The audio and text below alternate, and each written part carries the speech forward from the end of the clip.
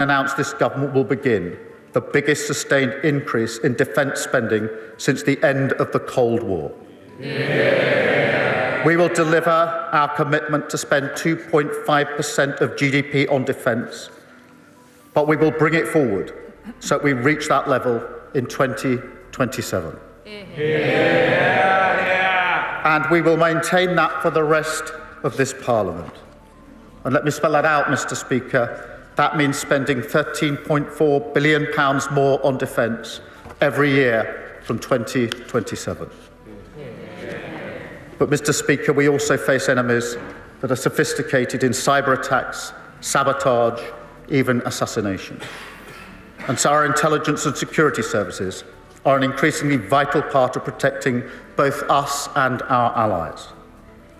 So on top of the funding of 2.5% that I've just announced, going forward we will recognise the incredible contribution of our intelligence and security services to the defence of the nation, which means taken together we will be spending 2.6% on our defence from 2027.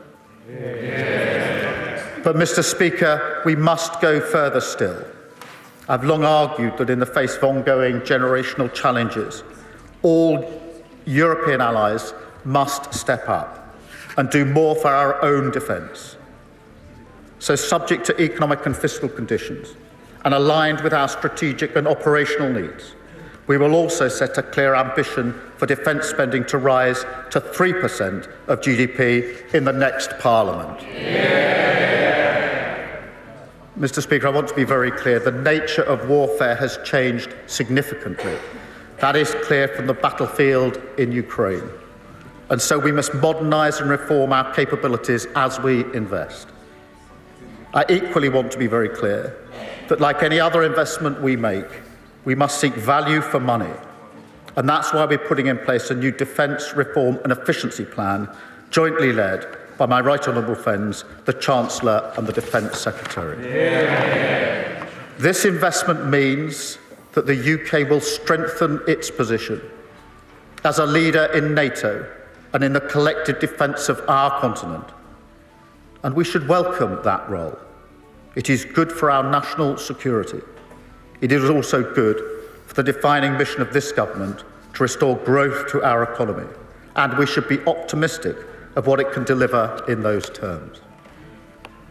But, Mr. Speaker, in the short term, it can only be funded through hard choices. And in this case, that means we will cut our spending on development assistance, moving from 0.5% of GNI today to 0.3% in 2027, fully funding our increased investment in defence.